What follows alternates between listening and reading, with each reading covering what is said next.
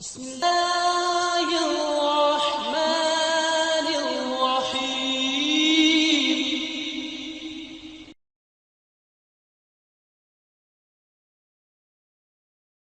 الحمد لله وسلام على عباده الذين اصطفى. محرم کا مہینہ جس میں ہم گزر رہے ہیں، اس کی 10 تاریخ کو عربی میں عاشور کہتے ہیں۔ محرم کے مہینہ کی 10 تاریخ، اس مہینے میں اور 10 تاریخ کو انسانی تاریخ کا ایک بہت ہی بڑا واقعہ ہوا۔ رب العالمین نے اپنی قدرت کا ایک انتہائی عظیم سبق آموز واقعہ انسانیت کے لیے ہمیشہ ہمیشہ کے لیے عطا فرمایا۔ بہت بڑی قوت اور طاقت والے اور اپنے آپ کو ربکم الاعلی، رب ہی نہیں سب سے بلند رب کہنے والے، اس کو اللہ تعالی نے اس کے لشکروں کے سمیت پانی میں التجائیں کرتے ہوئے، منتیں کرتے ہوئے غرق کر دیا۔ اللہ بہتر جانے کہ اس واقعہ میں اور اس کے حوالے سے کتنی خیر اور نصیحت کی باتیں ہم سب کے لیے۔ اس وقت اپنے محدود وقت میں عاشورہ کے حوالے سے اللہ کی توفیق سے چند ایک باتیں شمار کر کے اور اللہ کی توفیق سے باہوالا عرض کرنے کا عاجزانہ ارادہ لے کے آیا ہوں۔ اللہ کرے بات وہ ہو جو صحیح ہو، اور اس کا کہنا اور سننا ہم سب کے لیے خیر کا سبب۔ پہلی بات، محرم کی 10 تاریخ کا روزہ رب العالمین نے انسانیت کے لیے عجیب خیر کا تحفہ رکھا۔ کیا ہے اس میں؟ امام مسلم ابو قتادہ الانصاری رضی اللہ تعالی عنہ سے روایت کرتے ہیں، نبی کریم صلی اللہ علیہ وسلم سے 10 تاریخ کے روزے کے بارے میں سوال کیا گیا تو حضرت صلی اللہ علیہ وسلم نے فرمایا، یکفر السنۃ الماضیہ، گزشتہ سال کے گناہوں کو ختم کر دے گا۔ میری آپ کی ہر بربادی، ہر پریشانی، ہر دکھ، ہر خسارہ میرے اور آپ کے گناہوں کی وجہ سے، کوئی شک و شبہ نہیں۔ بلب دیکھیے جلتا ہوا کوئی شک ہے؟ اگر اس میں شک ہو تو ہو سکتا ہے اس میں کوئی شک نہیں کہ میری ہر مصیبت میری کرتوتوں کی وجہ سے۔ اور یہی بات بغیر ادب کے، خواہ میں کہو ادب سے، سادہ لفظوں میں میں اپنے سامعین کی سمجھتا ہوں، سوائے ان کے تو حضرات انبیاء علیہ السلام کے صحیح معنوں میں نقش قدم پہ ہیں، جو گناہ سے بچتے ہیں، وگرنہ ہم گناہگار، ہمارا معاملہ ایسے۔ اور یہ جو گناہوں کی معافی ہے، صغیرہ گناہ، اور نوٹ فرما لیجیے، صغیرہ گناہوں کی تباہی بھی معمولی نہیں۔ صغیرہ صغیرہ صغیرہ صغیرہ جب ملتے ہیں تو کنکریوں سے پہاڑ بن جائے، اور اس کے ساتھ کبیرہ کی معافی میں آپ چاہتے ہیں اللہ سے توبہ کریں، انشاءاللہ وہ بھی دھل جائے۔ دوسری بات، سنت طریقہ یہ ہے کہ 10ویں تاریخ کے ساتھ 9ویں تاریخ کا بھی روزہ رکھا جائے۔ حکم بن اعرج رحمہ اللہ نے روایت کیا کہ انہوں نے حضرت ابن عباس رضی اللہ تعالی عنہما سے عرض کیا 10ویں تاریخ کے روزہ کے بارے میں مجھے بتلائیے۔ انہوں نے فرمایا جب تم محرم کا چاند دیکھو تو محرم کے دنوں کی گنتی کرو،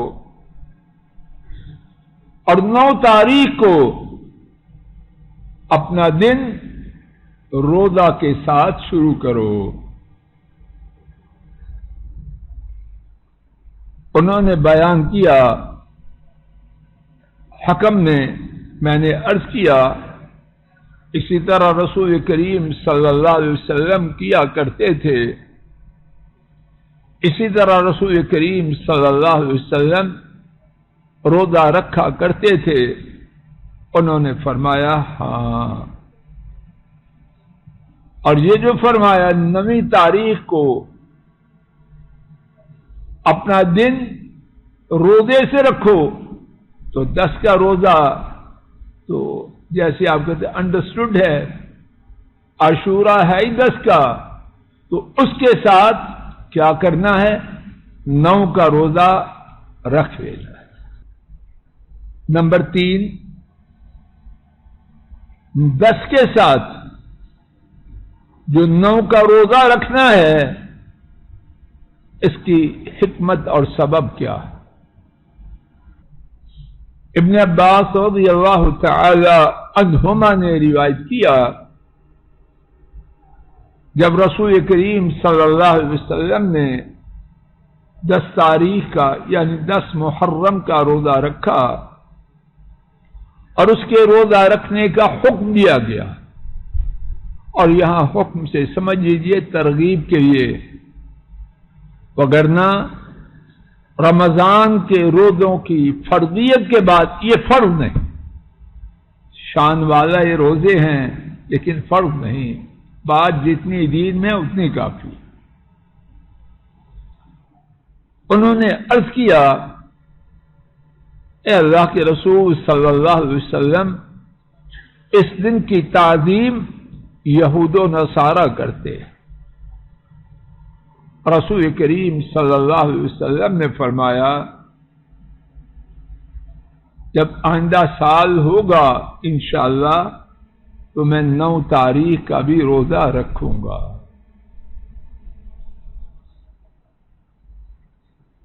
ابن عباس رضی اللہ عنہما نے بیان کیا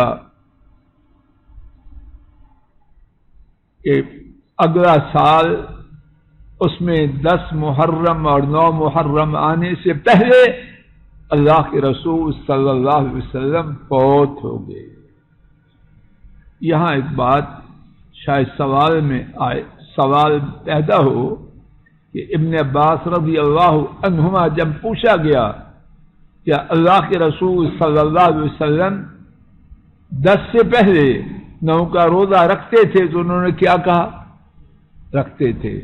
تو مراد یہ ہے کہ انہوں نے یہ رکھنے کی نیت کا اظہار کیا۔ آپ کی نیت کا اظہار کرنا ایسے ہی ہے کہ آپ نے وہ روزہ رکھا۔ نمبر 4، اس روزہ کی حکمت کیا ہے، سبب کیا ہے؟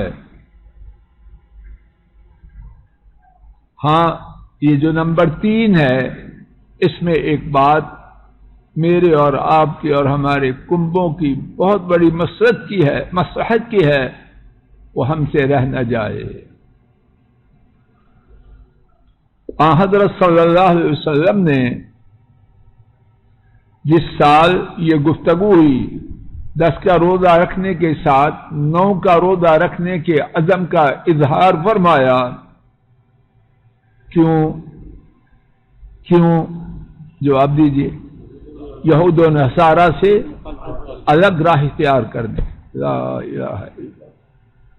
عبادت میں، روزے میں، روزہ بہت بڑی عبادت، محمد علی صاحب بہت بڑی عبادت ہے، لیکن پسند نہیں کیا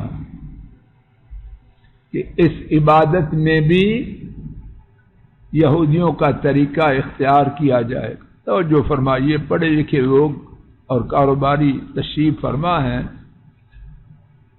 شاید میں ٹھیک بات کہوں غلط کہوں تو مجھے سمجھا دیں. آدمی جن کے طریقے اختیار کرتا ہے نہ چاہتے ہوئے بھی دل اور دماغ پر اس کا اثر ہوتا ہے.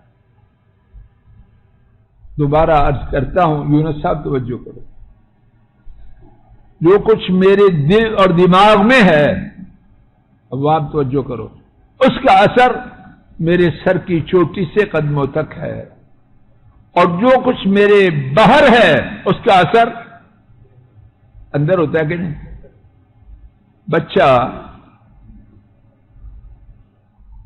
ڈاکٹر صاحب آپ کی فیلڈ میں جا رہا ہوں، بچہ فوجی لباس پہنتا ہے تو پھر ماں کے سامنے کیا کچھ کرتا ہے؟ بریگیڈیئر بن جاتا ہے، ایسے کہ نہیں. اور جب ڈاکٹر صاحبان والا سفید چوغا پہنتا ہے تو کہتا ہے لاؤڈ سنی آپریشن کروں مرغی کا. انسانی طبیعت. اور بچہ چونکہ بغیر کسی تکلف کے حرکات کرتا ہے تو اندر کی بات باہر اور باہر کی اندر اس کی زیادہ پتہ چلتا ہے. اور یہی بات بڈھوں کی ہے، جوانوں کی ہے. باہر کا اثر اندر پر، اندر کا اثر کیوں احمد جی؟ اتنی دنیا پھر تو ایسے ہے کہ نہیں. اور باہر کا اثر اندر پر اور اندر کا باہر پر. ہاں، اثر قبول کرنے میں سارے لوگ یکساں نہیں ہوتے، لیکن کوئی اثر کا انکار کرے تو اس کی مرضی. روزے میں بھی اگر یہودیوں سے مشابہت ہوگی تو روزے سے بات چلتی چلتی کہاں جائے. لا الہ الا اللہ. اپنے نبی پاک صلی اللہ علیہ وسلم کی ہمارے ساتھ خیر خواہی دیکھیے، اور ہمارا اپنی اولاد اور اپنے لیے بربادی کے پروگرام بنانے کا انداز دیکھیے. ہمارے ہاں ماڈل جو سب سے اچھا وہ کون سا ہے؟ یہود و نصارہ والا یا محمد کریم صلی اللہ علیہ وسلم؟ پتہ نہیں میری بات سمجھ آ رہی ہے، میں کوئی اور زبان بول رہا ہوں. اس کی تفصیل آپ خود اب جا کے گھروں میں سمجھ لیجئے، بیان کر لیجئے. چوتھی بات، اس روزہ کی حکمت، اس کا پس منظر یا آپ کہتے ہیں بیک گراؤنڈ، وہ کیا ہے؟ امام بخاری اور امام مسلم نے حضرت ابن عباس رضی اللہ تعالی عنہما سے روایت کیا، رسول کریم صلی اللہ علیہ وسلم مدینہ تشریف لائے تو آپ نے یہودیوں کو 10 تاریخ کا روزہ رکھتے ہوئے دیکھا. آپ نے ان سے فرمایا یہ کیا دن ہے کہ تم اس میں روزہ رکھتے ہو؟ انہوں نے کہا یہ بہت ہی بڑا دن ہے، اللہ تعالیٰ نے اس میں موسیٰ علیہ السلام اور ان کی قوم کو نجات دی، فرعون اور اس کی قوم کو غرق کیا. موسیٰ علیہ السلام نے اللہ تعالیٰ کے شکر کے لیے روزہ رکھا، تو ہم بھی روزہ رکھتے ہیں. نبی کریم صلی اللہ علیہ وسلم نے فرمایا میں موسیٰ کا زیادہ حقدار اور زیادہ تعلق والا ہوں تم سے، علیہ السلام. تو رسول کریم صلی اللہ علیہ وسلم نے روزہ رکھا اور روزہ رکھنے کا حکم دیا. یہاں بھی بات مجھ سے اور آپ سے چھوٹ نہ جائے. اللہ کا شکر کس طرح کیا؟ موسیٰ علیہ السلام نے کس طرح کیا؟ ڈھول بجا کے، بھنگڑے ڈال کے. شیطان کا اب بیان کرتے جائیں شکر کی گندی صورتیں جو ہمارے گھروں میں معاشرے میں جاری و ساری ہے، دل دکھتا ہی جائے. بطور مثال شادی کتنی بڑی نعمت ہے. ان سے پوچھئے جو اپنی بچیوں کے رشتوں کے لیے تڑپ رہے کہ نہیں. اب شادی کے موقع پر کرتوتیں جو ہو رہی ہیں وہ شکر کی ہیں. حسین بیٹا سمجھ آ رہی؟ وہ کرتوتیں شکر والی ہیں. عورتیں کیا بنی ہیں؟ شاید اتنی زیبائش بیڈ روم میں نہیں ہوتی جہاں دونوں میاں بیوی ہوتی ہیں جتنی شادی میں اجنبی مردوں اور اوباش نوجوانوں کے ساتھ. اس کے آگے میں کیا کہوں؟ یہ شکر نہیں، یہ عذاب الہی کو چیخے مار مار کے دعوت دینا ہے. اور چیخے مار رہے ہیں عذاب الہی کے لیے، اور عذاب الہی دن بدن بڑھ رہے ہیں یا کم ہو رہے ہیں؟ ہوش کریں. یہ روزہ اور 10 محرم ویسے نہ گزر جائے، مجھے آپ کو سمجھا کے جائیں. عقل کر، شکر کی وہ صورت اختیار کر جو اللہ کے نبی کلیم اللہ نے اختیار کی، جو محمد کریم صلی اللہ علیہ وسلم نے اختیار کی، جو موسیٰ علیہ السلام کی امت کے اچھے لوگوں نے کی، اور جو امت مصطفیٰ صلی اللہ علیہ وسلم کو ان کے نبی نے اس کی تلقین کی. کیا کر؟ روزہ رکھ. خلاصہ شکر کے لیے اللہ کی بندگی ہے، اللہ کے حضور جھکنا ہے، اللہ کی نافرمانی ہے. 5ویں بات، امام احمد نے حضرت ابن عباس رضی اللہ عنہما سے روایت کیا ہے، نبی کریم صلی اللہ علیہ وسلم نے 10 تاریخ کا روزہ رکھنے کا حکم دیا. فرمایا 10 تاریخ کا روزہ رکھو اور یہودیوں کی مخالفت کرو، اور اس سے پہلے 1 دن یا اس کے بعد 1 دن روزہ رکھو. تو کیا معلوم ہوا؟ 10 تاریخ کا روزہ تو ہے، اس سے پہلے بھی 1 روزہ رکھ لیں، 9-10، یا کیا کریں بولیں؟ دونوں صورتیں ہیں. بعض محدثین نے اس حدیث کو ضعیف کہا ہے، لیکن محدث شیخ احمد شاکر مصری نے انہوں نے لکھا ہے کہ یہ حدیث حسن ہے. واللہ اعلم بالصواب. میں نہ 3 میں نہ 13 میں سمجھتا ہوں کہ شاندار تو یہی ہے کہ 9 اور 10 کا ہو، اور اگر کوئی شخص 9 کی بجائے 10 اور 11 کا رکھے تو اللہ کے فضل و کرم سے وہ بھی درست ہے. 6 اور آخری بات، اس دن کے حوالے سے لوگوں نے بہت سی کہانیاں بنا رکھی. لوگوں نے عجیب عجیب باتیں بنا رکھی. ان باتوں میں سے ایک بات حدیث بیان کرتے ہیں، جس نے روزے کے 10 تاریخ کو اپنے گھر والوں پر کشادگی کی، اللہ اس کے رزق میں کشادگی کریں گے. بنی بنائی بات، کوئی ثابت نہیں، کوئی ثابت. کچھ نے بیان کیا جس نے 10 تاریخ کو سرما پہنا سارا سال اس کی آنکھ نہیں دکھے گی، کوئی ثابت. کچھ نے کہا جس نے 10 تاریخ کو غسل کیا سارا سال بیمار نہیں ہوگا، ثابت نہیں. کچھ لوگوں نے، اللہ ہدایت دے مجھے آپ سب کو، 10 محرم کی نماز بنا رکھی ہے. فیکٹری تو تیز ہے، پروڈکشن بہت ہے، لیکن ردی ہے. کچھ نے کہا کہ 10 تاریخ کو ابراہیم علیہ السلام کو اللہ تعالیٰ نے جہنم کی آگ سے نجات دی. جو چیز ثابت ہے قرآن پاک میں، حدیث شریفہ میں، وہ کافی نہیں ہے